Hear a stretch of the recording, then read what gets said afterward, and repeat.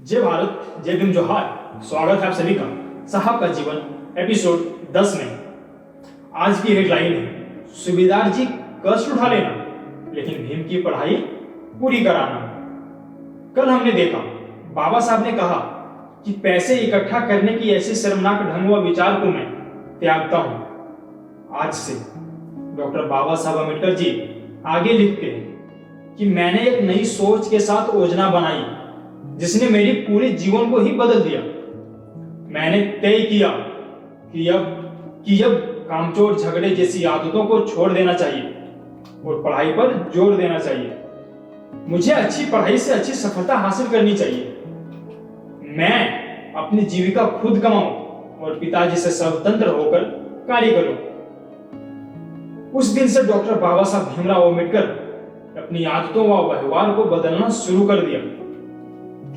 पढ़ाई पर ध्यान देने लगा तो जो अध्यापक पहले भीम की शरारतें देखकर उसके पिताजी को ताने या दोष देते थे और भीम के पढ़ाई पर पैसे खर्च नहीं करने की सलाह देते थे, उन अध्यापकों का व्यवहार भी बदल गया और रामजी से अध्यापक कहने लगे थे कि सूबेदार जी कुछ भी करो, कष्ट उठा लो, लेकिन इस बच्चे की शिक्षा पूरी कराओ।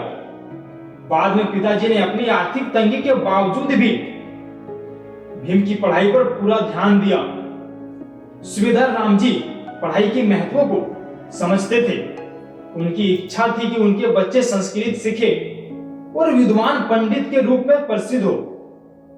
पहले बड़े बेटे आनंद राव को संस्कृत पढ़ाना चाहा, लेकिन सतारा के उस सेकेंडरी स्कूल में संस्कृत टीचर ने महार होने के कारण संस्कृत पढ़ाने से मना कर दिया।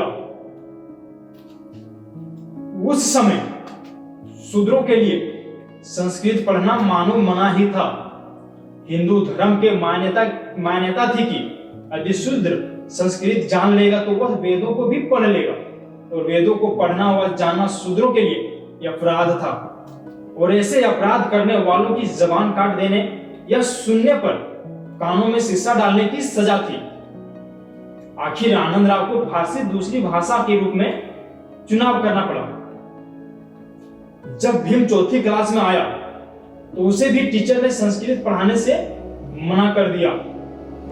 भीम को संस्कृत भाषा से बहुत लगाव व प्रेम था। इसका अध्ययन बाद में बाबा साहब ने खुद मेहनत करके किया। इसे पढ़कर वह संस्कृत में लिखे नाटक, काव्य, दर्शन शास्त्र, तर्क शास्त्र, गणित शास्त्र आदि का ज्ञान हासिल करना चाहते थे। ज्यों-ज्यों भीम आगे की कक्षा में पहुंच गया, अपनी जिद्दी व शरारती आदतों को भूलता गया। तब उसका ध्यान सिर्फ और सिर्फ पढ़ाई की ओर रहता था।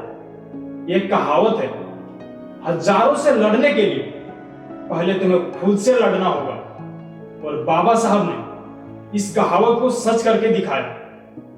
आज के लिए इतना ही। पूरी वीडियो को देखने के लिए आपका बहुत बहुत धन्यवाद। जय भीम, जोहार।